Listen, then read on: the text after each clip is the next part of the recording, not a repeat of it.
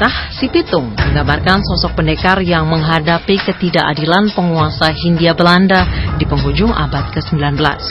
Cerita Si Pitung diyakini sebagai kisah nyata oleh para tokoh masyarakat Betawi. Apakah sepak terjang Si Pitung yang sakti mandraguna ini benar-benar peristiwa nyata, bukan sekedar cerita rakyat belaka? Pemirsa, dikisahkan di kawasan Kebun Jeruk Jakarta Barat ini, jagoan Betawi Si Pitung menghabiskan masa kecil hingga remajanya. Sosok Si Pitung memang tidak hanya dikenal sebagai sosok yang sakti, tetapi juga dermawan dan diakui sebagai pahlawan. Ada yang mengatakan Si Pitung mencuri dari orang kaya untuk dibagikan kepada orang miskin, bagai Robin Hood dari negeri Betawi. Kisah Si Pitung diceritakan dari generasi ke generasi lewat mulut ke mulut, dan layaknya sebuah legenda, berbagai versi pun berkembang mengenai sosok Si Pitung.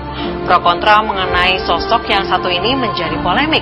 Apakah Si Pitung benar-benar ada atau hanya sekedar dongeng pengantar tidur untuk membangkitkan semangat juang bangsa Indonesia yang ketika itu sedang dijajah Belanda? Pemirsa, inilah Risalah Siang, Si Pitung nyata atau legenda?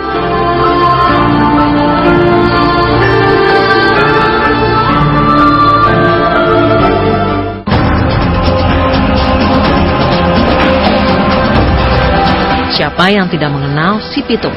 Sebuah nama fenomenal tidak hanya di kalangan sejarawan atau masyarakat Betawi, namun juga di jagat persilatan. Dari beberapa cerita epos rakyat Betawi, hanya tokoh dengan nama Si Pitunglah yang masih diselimuti oleh misteri. Baik riwayat asal-usul dan keluarga, motivasi perlawanannya terhadap tuan tanah dan kompeni Belanda, sampai satu hal yang paling diperguncingkan di kalangan persilatan, yaitu aliran silat Betawi macam apa yang dimiliki Si Pitung. Beberapa penulisan telah dilakukan baik dalam negeri maupun dari negeri Belanda. Tercatat data-data yang ada mengenai hal ini belum begitu bisa menjawab kemisteriusan legenda Si Pitung. Bahan disertasi dan catatan ringkas buku cerita rakyat umumnya mengutarakan tentang sepak terjang Pitung sebagai pahlawan bagi rakyat jelata. Tidak ada satupun dokumentasi yang menyatakan tentang pribadinya secara konkret, asal-muasal ataupun kepiawaiannya dalam bermain ilmu silat. Kisah Si Pitung terbukti bukanlah isapan jempol belaka. Penulis Belanda Hans Schulte Nordholt dan Margaret van Til pernah menulis, sebagai kepala geng, Si Pitung merampok rumah-rumah tuan tanah yang kaya. Dia terkenal karena keberaniannya yang diyakini memiliki senjata-senjata magis dan kekuatan-kekuatan magis. Ini tertulis dalam Colonial Criminal in Java, dalam buku Figures of Criminality in Indonesia, Philippines and Colonial Vietnam, karya Vincente L. Rafael. Menurut sejarawan Belanda Margaret van Til, dalam In Search of Si Pitung, The History of an Indonesia Legend, dimuat dalam jurnal Bijdragen tot de Taal, London, Volkskunde, volume 152 tahun 1996, sosok Si Pitung benar-benar berdasarkan sosok nyata yang hidup pada paruh kedua abad ke-19. Kalau dia itu lahir di Citono. Nah, kita tidak ketahui nama bapaknya siapa, nama ibunya siapa, bahkan apakah Pitung nama yang sebenarnya atau itu hanya julukan. Sekitar dia berusia 16, itu dia mulai dipercaya untuk menjual kambing. Itu di pasar Palmerah. Disitulah dia mengalami hal yang traumatik. Tetapi dia masih berjumpa dengan sepupunya Ji atas pengaruh Ji yang lebih senior dari dia merampok di Bandengan. Nama Pitung sebenarnya bukanlah nama asli. Margaret van Til mengungkap nama asli Pitung yaitu Salihun dalam dokumen pemeriksaan Pitung ketika tertangkap polisi. Si Pitung melakukan perampokan pada tahun 1886 hingga 1894. Aksi-aksinya terekam dalam surat kabar Hindia Olanda. Pitung disebut-sebut sebagai salah satu buronan kelas kakap polisi kolonial.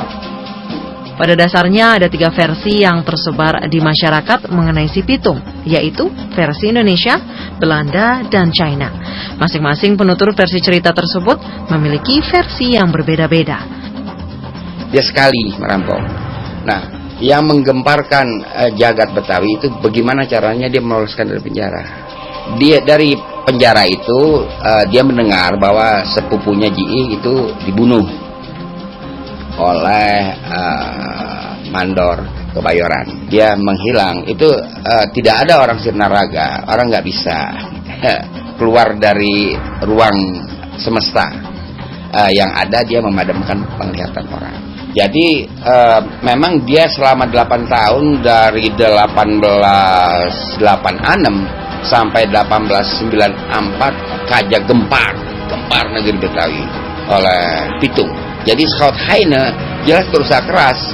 Nah itu waktu Scout Heine memang berkonsultasi dengan dukun. Dia hanya bisa ditewaskan oleh peluru emas. Dia ditembak 4 peluru, 1 emas, 3 biasa.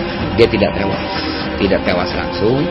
Lalu dibawa dengan ambulan menuju hospital militer, yaitu di RSPAD sekarang. Di tengah jalan Pitung itu menurut Margaret Van Til dia bernyanyi, dung indung si Pitung mau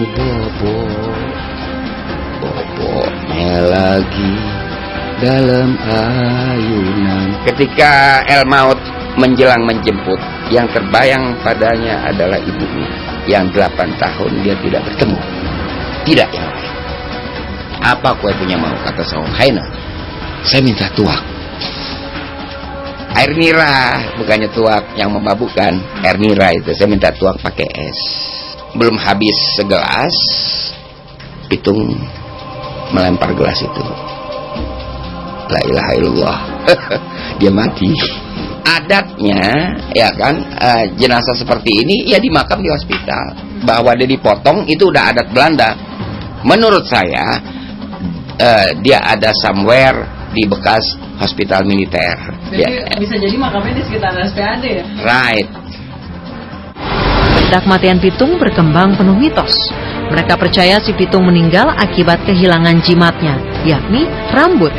Pasalnya beberapa jam sebelum kematiannya si Pitung terlihat di Pasar Senen dengan rambut yang telah dipotong. Versi lain menceritakan ketika berhasil ditembak dengan peluru emas, mayat si Pitung dimutilasi dan dikuburkan secara terpisah.